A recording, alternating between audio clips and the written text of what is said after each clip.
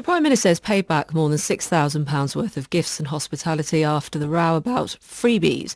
That covers the cost of 6 Taylor Swift tickets, 4 tickets to the races, a deal to rent clothes for his wife from a high-end designer. He's not, however, paying back the cost of sitting in a hospitality box at Arsenal, where he has a season ticket, but says he can no longer sit in the stands because of the difficulty in policing his security. Have we got the rules right about gifts and hospitality for politicians?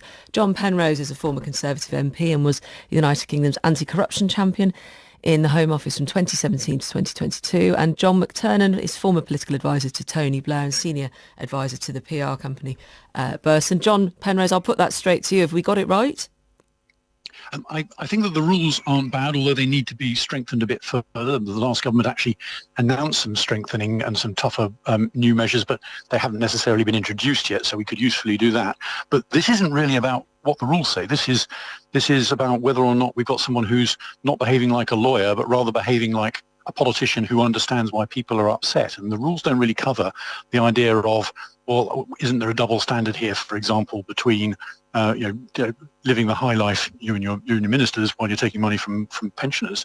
Those aren't really ever going to be covered by any set of rules you can imagine. That's a question of political judgment, political understanding, and being in tune with what the rest of the country is actually thinking when you're sitting there at number 10. Do you think your party has to take some responsibility for the public's feelings about this? Because there has always been these sorts of arrangements, these social occasions where politicians are invited out. I know you, when looking at your career here, I know you stood down from your role after objecting to Boris Johnson's perceived failure to address Sue Gray's reports finding he showed a lack of leadership about lockdown breaking parties in number 10.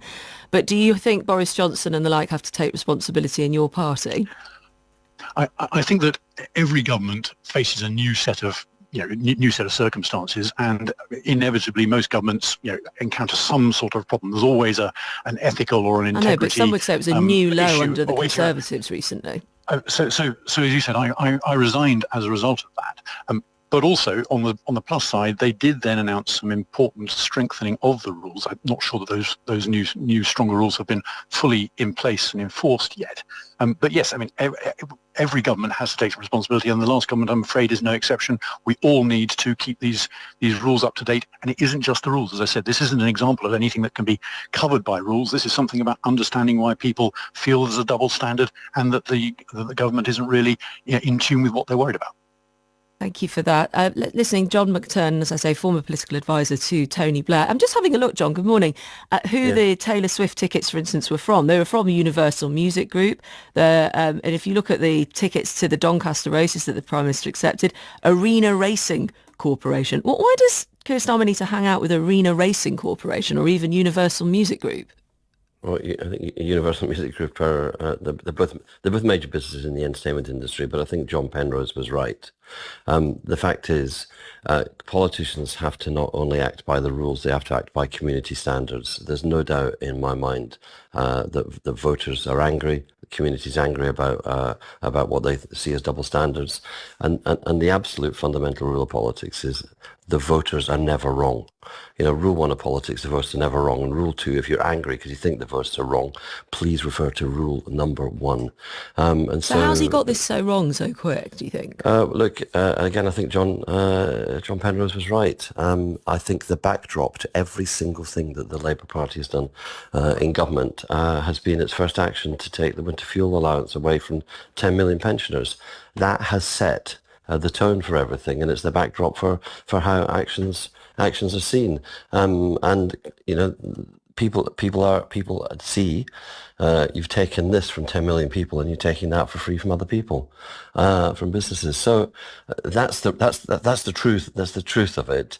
There's anger out there. Behaviour has to change, and I think I suppose what voters always think is this, which is there shouldn't be private profit, private gain from public office.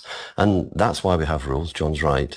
But sometimes there's also, it's how the country feels. And the country feel pretty battered after the massive inflation of the last few years. All kinds of other reasons for feeling bad. I suppose it's the judgment, isn't it, John, though? Like how Keir Starmer has not been able to judge that, and also what's being paid back and what's not being paid back. You say those two brands, for instance, I'm always interested where the money's going, are in big, important entertainment, are big entertainment brands, but it's also what lobbying goes on and how that works. Yeah, I'm not sure. I'm not sure. I mean, I'm not sure that any of the gifts to Keir are from lobbyists, but No, in how terms, conversations happen in those boxes because you've come along and then you have a conversation afterwards.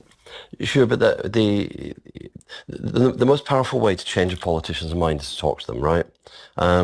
So we can't record every single conversation that politicians have.